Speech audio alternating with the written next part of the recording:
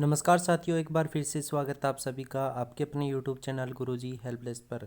तो दोस्तों, हमारा जो HSSC CET टारगेट बैच जो चल रहा है स्पेशली फॉर हरियाणा जी के, उसमें आपको क्या है 1500 प्लस वन लाइनर क्वेश्चन जो आपके HSSC और HPSC के द्वारा प्रीवियस ईयर एग्जाम्स के अंदर पूछे जा चुके हैं।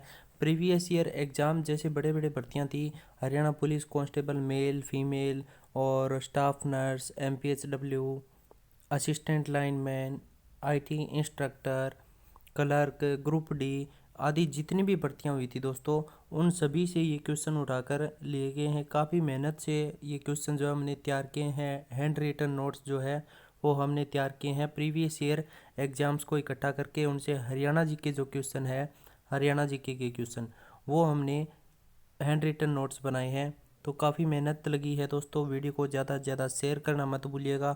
और अगर आप अभी तक हमारे यूट्यूब फैमिली के मेंबर नहीं बने हैं, चैनल को सब्सक्राइब नहीं किया है, तो सब्सक्राइब कर लीजिएगा और बेल आइकन का बटन प्रेस कर लीजिएगा ताकि आपको आने वाले वीडियोज़ के नोटिफिकेशन मिलते रहें। और एक लाइक ज़रूर कर दीजिएगा। तो चलिए आज का हमारा ये लेक्चर स्टार्ट करते हैं। आज हमारा ये 12th लेक्चर रहेगा दोस्तों। हर लेक्चर के दौरान आपको 50 क्वेश्चन जो है वो प्रोवाइड करवाए जाते हैं। 50 क्वेश्चन वन लाइनर जो आपके आने वाले एग्ज़ाम्स के अंदर काफ़ी ज़्यादा इंपॉर्टेंट रोल प्ले करने वाले हैं। आपको 25 से 30 नंबर जो है हरियाणा जीके के जितने भी नंबर आएंगे, जितने भी क्वेश्चन आएंगे उतने आपको दिला सकते हैं। तो आज का हमारा फर्स्ट क्वेश्चन है, सतकुंबा का मेला कहाँ लगता है। तो दोस्तों, सतकुंबा का लगता है सोनीपत के खेड़ी गुज्जर गांव में। सोनीपत के खेड़ी गुज्जर में लगता है सतकुंबा का मेला। पूछा जा चुका है ये क्वेश्चन काफ़ी बार। मोस्ट रिपीटेड क्वेश्चन है, वही मैं आपको यहाँ पर बताऊँगा कि ये काफ़ी बार पूछा जा चुका है। बाकी जो क्वेश्चन है ना, वो जो मैं नहीं बता रहा कि ये नहीं पूछा गया है या पूछा गया है, वो मतलब एक बार तो ज़रूर पूछा गया, 100% श्योर है। नेक्स्ट है, बाबा रामक शाह का मेला कहाँ लगता है। तो ये भी सोनीपत में लगता है दोस्तों। मेलों से रिलेटेड एक दो क्वेश्चन जो हर एग्ज़ाम के अंदर पूछे जाते हैं। डेरा नगन बालकनाथ का मेला कहाँ लगता है।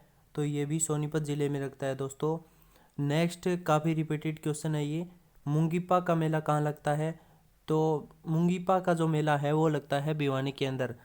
और साथ साथ मैं तो आपको बोलूँगा कि आप एक नोट्स बना लीजिएगा। इस जो क्वेश्चन मैं आपको करवाता जाऊँगा हर लेक्चर के दौरान, उसका एक नोट्स तैयार कीजिए आप अच्छा सा, उससे आप पढ़िए। किसी भी कोचिंग सेंटर से कोचिंग लेने की कोई ज़रूरत नहीं है। ये प्रीवियस ईयर के जो क्वेश्चन है वही क्वेश्चन है जो आपके आने वाले एग्ज़ाम्स के अंदर पूछे जाएंगे, क्योंकि हरियाणा जीके इतनी ज़्यादा बड़ी नहीं है। और किसी से भी पूछ लीजिएगा जो यूट्यूब पे पढ़ाते हैं या फिर कोचिंग सेंटर में पढ़ाते हैं कि हरियाणा जीके कैसे पढ़ें, तो प्रीवियस ईयर के जो क्वेश्चन पेपर हैं वही पढ़ने को बोलेंगे वो। बाकी उनका कोचिंग सेंटर से मतलब है कि वो अपना बेच लेने के लिए बोलें या फिर कुछ और। तो नेक्स्ट क्वेश्चन हम देख लेते हैं, सूर्य ग्रहण का मेला कहाँ लगता है। कुरुक्षेत्र में लगता है दोस्तों सूर्य ग्रहण का मेला।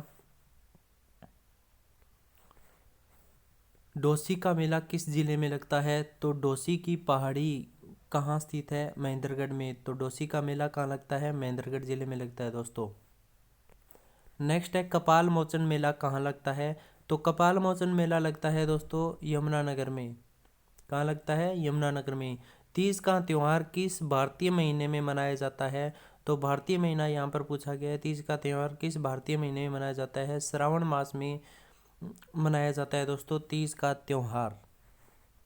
तीज के अवसर पर विवाहित बेटी के पास क्या उपहार भेजा जाता है।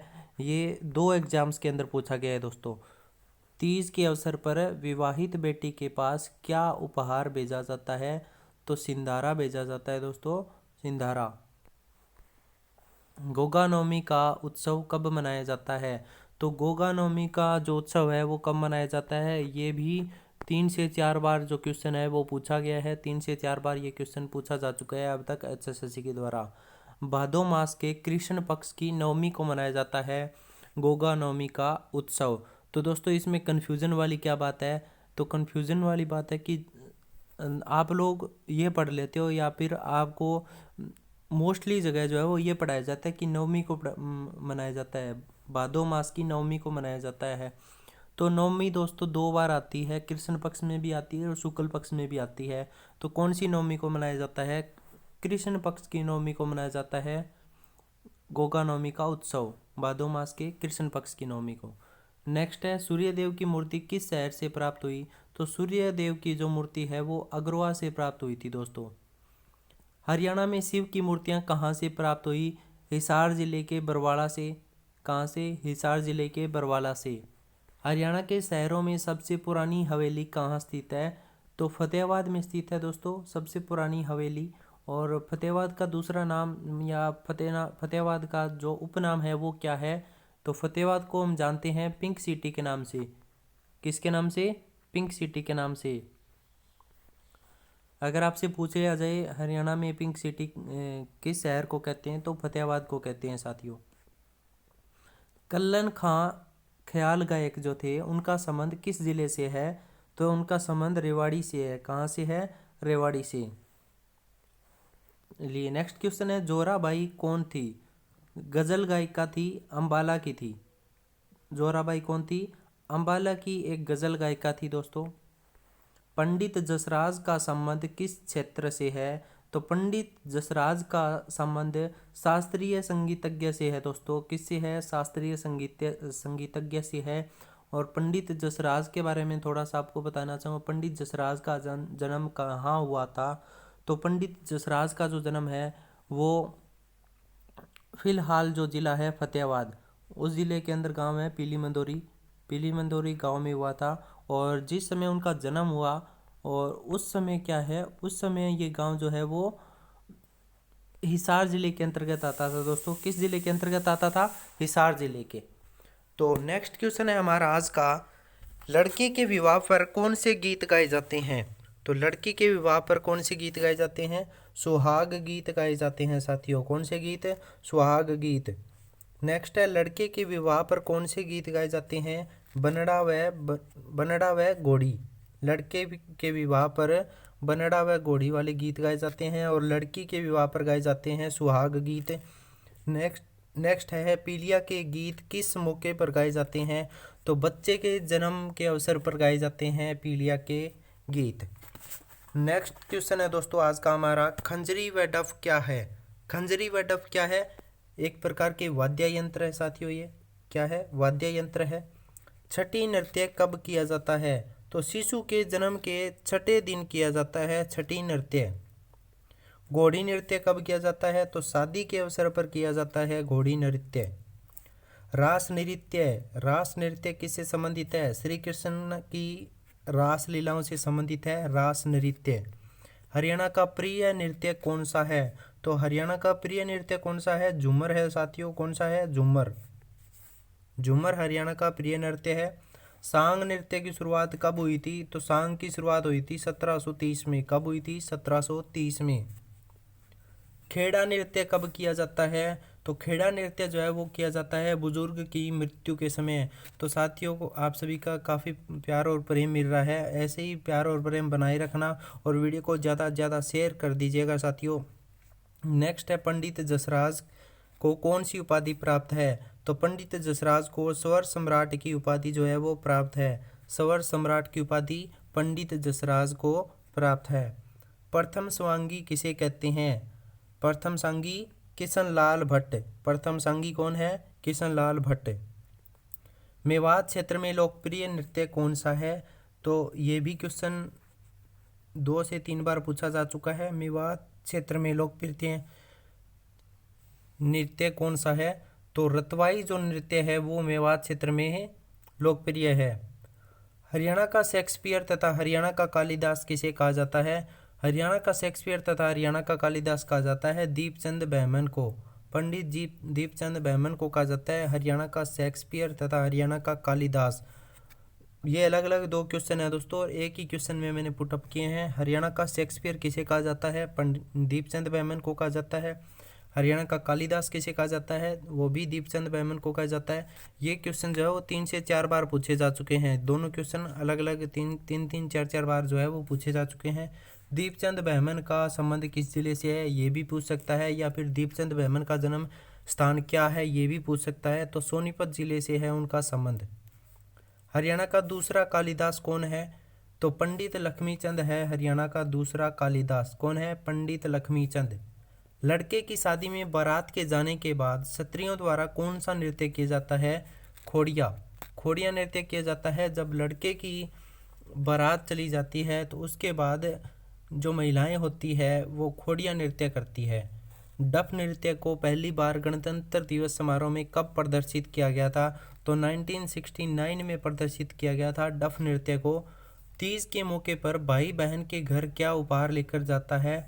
तो कोथली लेकर जाता है दोस्तों तीज के अवसर पर भाई बहन के घर। नेक्स्ट और इम्पोर्टेंट क्वेश्चन है, काफ़ी बार पूछा जा चुका है, खंडवा किसे कहते हैं? तो खंडवा कहते हैं पगड़ी को। किसको कहते हैं? पगड़ी को। नेक्स्ट है, बिछुए किस प्रकार का आभूषण है? तो बिछुए जो है वो चांदी का आभूषण है दोस्तों, जो पाँव में पहना जाता है। कहाँ पहना जाता है? पाँव में पहना जाता है और चांदी का एक आभूषण है ये।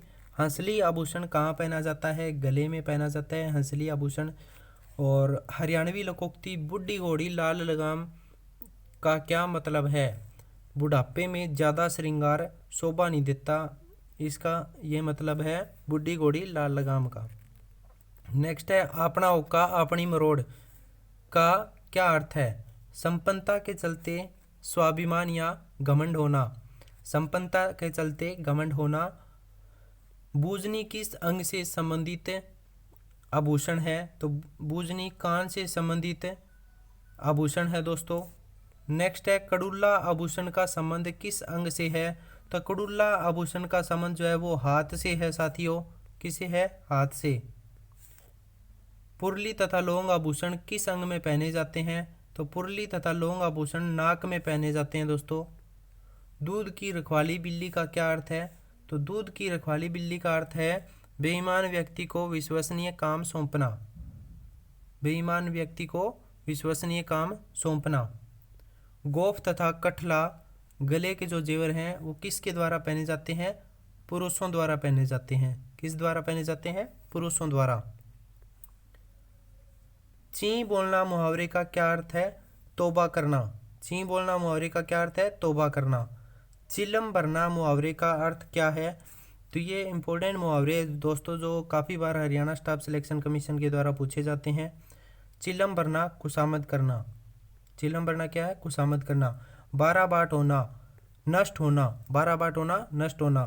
गुमटी क्या है? सूती रंगीन कपड़े पर रेशमी बूंटियों वाली कड़ी ओढ़नी। गुमटी क्या है? सूती रंगीन कपड़े पर रेशमी बूंटियों वाली कड़ी ओढ़नी है। कोए का बोलना किस प्रकार का संकेत है? अतिथि आगमन का संकेत है कोए का बोलना। तो ये हमारे यहाँ काफ़ी प्रचलित है कोए का बोलना। जब भी कौवा बोलता है तो घर परिवार के सदस्य जो होते हैं वो कहते हैं कि आज कोई घर में मेहमान आने वाला है, अतिथि आने वाले हैं। तो कोए का बोलना जो है वो किस प्रकार का संकेत है? अतिथि आगमन का है। तो दोस्तों चैनल को अगर आपने अभी तक सब्सक्राइब नहीं किया तो सब्सक्राइब कर लीजिएगा और वीडियो को ज़्यादा से ज़्यादा शेयर कर दीजिएगा। Thank you. जय हिंद।